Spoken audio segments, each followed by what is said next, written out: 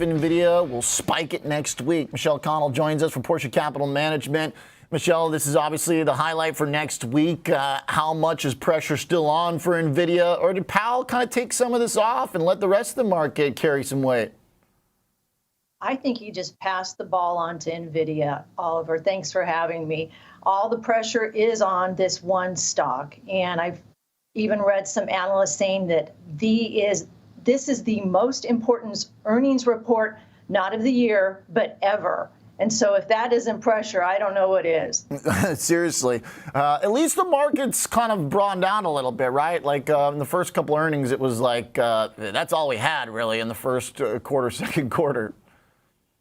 There's some truth to that, but we still need to keep in mind when you look at NVIDIA and some of the top, like the top 5 technology holdings, they still represent 35% of the market cap of the S&P. That's a big weight, and at the very top is NVIDIA.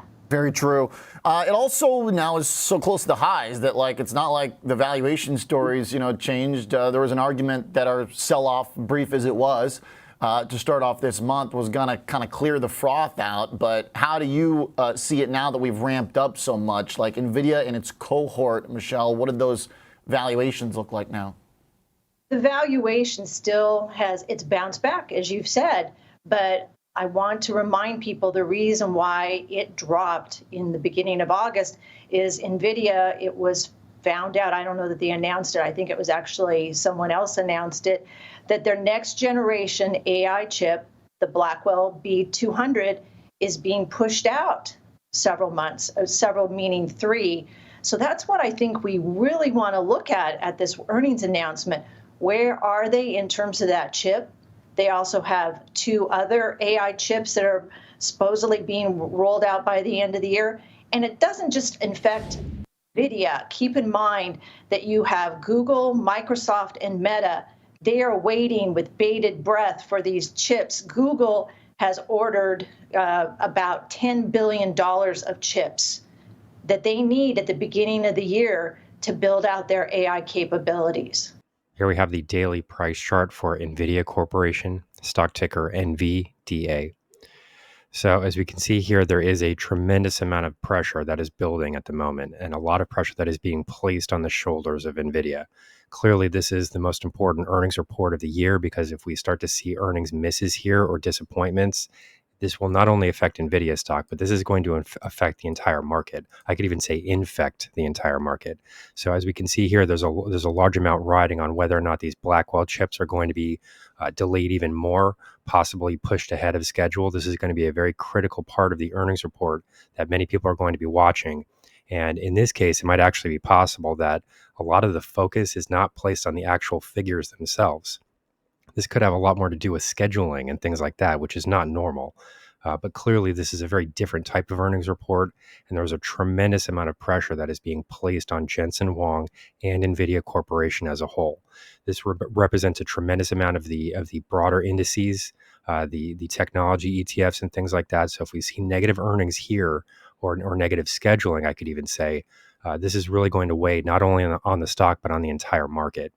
So as we can see here, we have outlined some very specific price levels that will need to be watched here going into this earnings release. At the moment, we're seeing near-term highs coming in at 130.75. This does represent some rally here relative to the 90.69 lows that we're seeing previously. So as we can see here, there has been a fair amount of upside that has been achieved in recent trading sessions, but it does seem at the moment that the market might even be forgetting that there's such an important earnings release that's on tap for this stock. In most cases, when you see this much pressure and this much expectation, the result can only be negative in share prices. I'm not saying 100% that we will see a decline in share prices, but I am going to start saying at the moment that is the most likely outcome. Whenever you're placing this much pressure on one company for one quarter, the most likely result here is to the downside. So I understand that some people probably don't want to hear that, especially if you're long the stock. But when you're seeing this much expectation being placed on one company, the path of least resistance is to the downside, because there are so many different ways to disappoint the market and so many different ways for the share price to head lower. The numbers have been huge, to your point on what we've seen from what these hyperscalers are spending. I mean, I guess to some extent our answers are in there, right? Like, shouldn't there be a general sort of floor on how bad these numbers can be? Like, I feel like the downside for just the numbers, who knows about the stock, right? Because you got valuations, you got other stuff in the background. But like financially, fundamentally, it seems like the range of outcomes skews very positively. I would agree with you. That's definitely the case in the near term. Something I found interesting when I was doing my updated research last night is when you look at a lot of the sell side analyst reports, no one has revenue or earnings expectations after 2025. Now, I thought when we value stocks, we take out earnings at least 5 years and we discount them back, right? Are we just going to look at 2025 for NVIDIA? It's a great story. There is no doubt that the chip that I was referencing, those cost $70,000 each, Oliver. And if you're going to get a stack for your data center, that's $3 million. Yes, they're going to be printing money, but we're looking at a very short window of time. So I'd be cautious. I'm very optimistic about what they're able to do. They're 90% of the AI chip market at this point. They own it. But keep in mind, we're only looking out, 18 months? True. I like that point.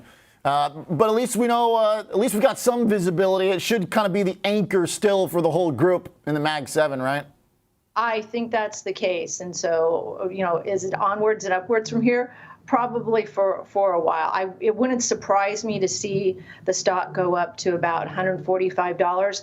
I also found it interesting that a lot of sell-side analysts are taking up their earnings estimates and their price targets above the earnings announcement. Now that's guts, especially with semiconductors. I don't know if that's guts.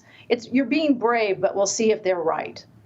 So only being able to make earnings and revenue projections out for the next 18 months clearly creates some significant risks for anybody that would be trading this stock.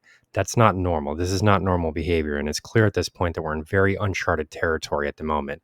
This is really a new industry, artificial intelligence, and the fact that so much of this is resting on the shoulders of one company is critical. And this does create some very significant risks, not only for NVIDIA, but for its shareholders as well.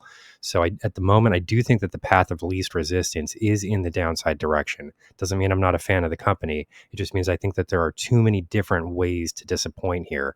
And I don't think that simply meeting market expectations is going to be enough to send share prices higher. And if we do see declines in share prices, I think that this is going to weigh on the rest of the market as well.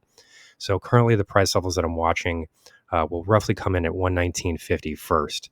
If we do see a break lower, I do think that we could see share price declines of at least $10 or so, probably more than that, given the fact that there will just be so much money focused on this stock, so many news headlines that are focused on this stock. This is really going to jar the market's psychology here after we see this number. It's possible that they surprise to the upside. I think that for the most part, we probably will see earnings beats in revenue and in earnings. However, I'm a bit skeptical at this point that any earnings beat is going to be sufficient to satisfy the market. And I do think that we will probably much more likely be disappointed within the market as a whole. We'll see if that's true. If we do see a break to the top side, the next level of resistance comes in at 136.15. This is currently the price high from the July 11 trading session.